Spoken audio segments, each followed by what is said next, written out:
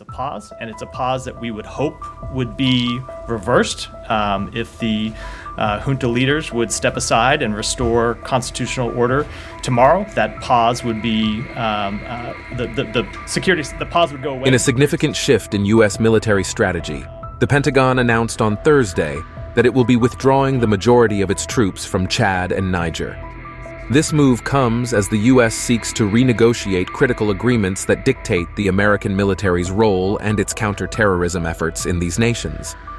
Chad and Niger have been pivotal in the U.S. battle against extremist groups in the Sahel region. However, recent political developments have put these partnerships under scrutiny. Last month, Niger's military junta terminated an agreement that permitted U.S. forces to operate within its borders. Similarly, Chad is reevaluating its own terms with the U.S., raising questions about the future presence of American troops. Major General Pat Ryder, the Pentagon's press secretary, revealed during a press briefing that the U.S. plans to temporarily relocate most of its 100 troops stationed in Chad. This decision is part of a broader review of security cooperation, which will be reassessed following Chad's presidential election on May 6th.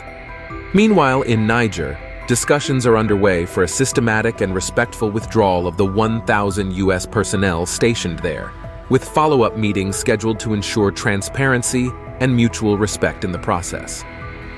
These status of forces agreements are crucial as they enable the U.S. to conduct essential counterterrorism operations and support military training within the host country.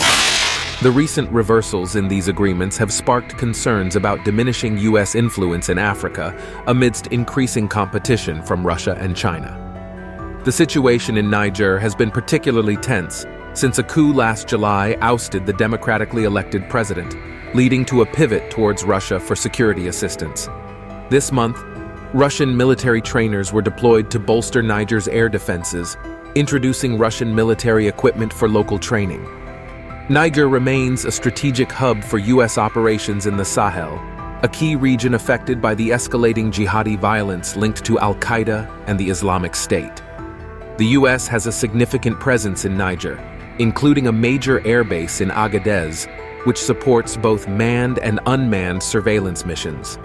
As the U.S. reevaluates its military footprint in Africa, officials from the State Department, U.S. Africa Command, and the Pentagon are engaging with Chad's government to advocate for continued American operations, highlighting the ongoing strategic importance of these partnerships in combating regional security threats.